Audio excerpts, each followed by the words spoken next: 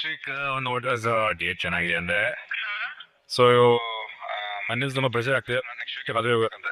ನಮಸ್ಕಾರ ಸ್ನೇಹಿತರೆ ಕನ್ನಡ ಚಿತ್ರರಂಗದ ನಟ ರಕ್ಷಿತ್ ಶೆಟ್ಟಿ ಮತ್ತು ರಶ್ಮಿಕಾ ಮಂದಣ್ಣ ಅವರ ಹಳೆಯ ಸಂಬಂಧದ ಬಗ್ಗೆ ಮತ್ತೆ ಸಾಮಾಜಿಕ ಜಾಲತಾಣಗಳಲ್ಲಿ ಚರ್ಚೆಗಳು ಶುರುವಾಗಿದೆ. ಇತ್ತೀಚೆಗೆ ಕೆಲವು ಹೇಳಿಕೆಗಳು ಮತ್ತು ಆರೋಪಗಳು ಹೊರಬಂದಿದ್ದು ಈ ವಿಷಯ ಮತ್ತೆ ನೆಟ್ಟಿಗರ ಗಮನ ಸೆಳೆಯುತ್ತಿದೆ.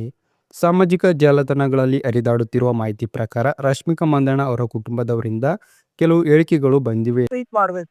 21 ವರ್ಷದ ಹುಡುಗಿನ 35 ವರ್ಷ ಹುಡುಗನಿಗೆ ಒಟ್ಟಿದೆ ನನ್ನ ದೊಡ್ಡತನ. ಈ ಹುಡುಗಿಗೆ ಆ ಮನುಷ್ಯ ಹಂಗೆ ಅಂತ ಗೊತ್ತಿದ್ಮೇಲೂ ನೀನು ಕಳ್ಸಿದ್ಯಲ್ಲ ನೀನು ಅಂತ. ಅದಾದ್ಮೇಲೆ ನನ್ನ ಜೊತೆ ಬಂದು ಈ ಹೇಳಿಕೆಗಳಲ್ಲಿ ರಕ್ಷಿತ್ ಶೆಟ್ಟಿ ಅವರ ಬಗ್ಗೆ ಕೆಲವು ಗಂಭೀರ ಆರೋಪಗಳು ಕೇಳಿ ಬಂದಿವೆ.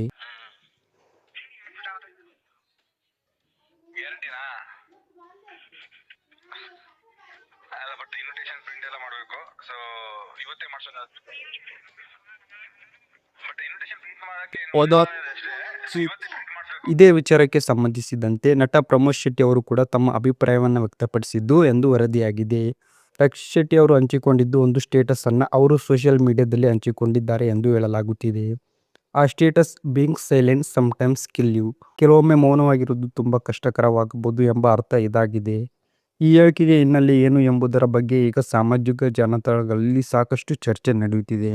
ಇನ್ನೊಂದೆಡೆ ರಕ್ಷಿತ್ ಶೆಟ್ಟಿ ಅವರ ಸ್ನೇಹಿತರು ಕೂಡ ಈ ಆರೋಪಗಳ ಬಗ್ಗೆ ತಮ್ಮ ಪ್ರತಿಕ್ರಿಯೆ ನೀಡುತ್ತಿರುವುದಾಗಿ ಕೆಲವು ವರದಿಗಳು ಹೇಳುತ್ತಿವೆ. ಒಟ್ಟಿನಲ್ಲಿ ಈ ವಿಚಾರ ಮತ್ತೆ ಸಿನಿರಂಗ ಮತ್ತು ನೆಟ್ಟಿಗರ ನಡುವೆ ದೊಡ್ಡ ಚರ್ಚೆಗೆ ಕಾರಣವಾಗಿದೆ. ವೀಕ್ಷಕರೇ, ಈ ವಿಷಯದ ಬಗ್ಗೆ ನಿಮ್ಮ ಅಭಿಪ್ರಾಯ ಏನಂತ ಕಮೆಂಟ್ ಮೂಲಕ ತಪ್ಪದೇ ತಿಳಿಸಿ. ವಿಡಿಯೋ ಇಷ್ಟ ಲೈಕ್ ಮಾಡಿ, ನಮ್ಮ ಚಾನಲ್ನ ಸಬ್ಸ್ಕ್ರೈಬ್ ಮಾಡಿ.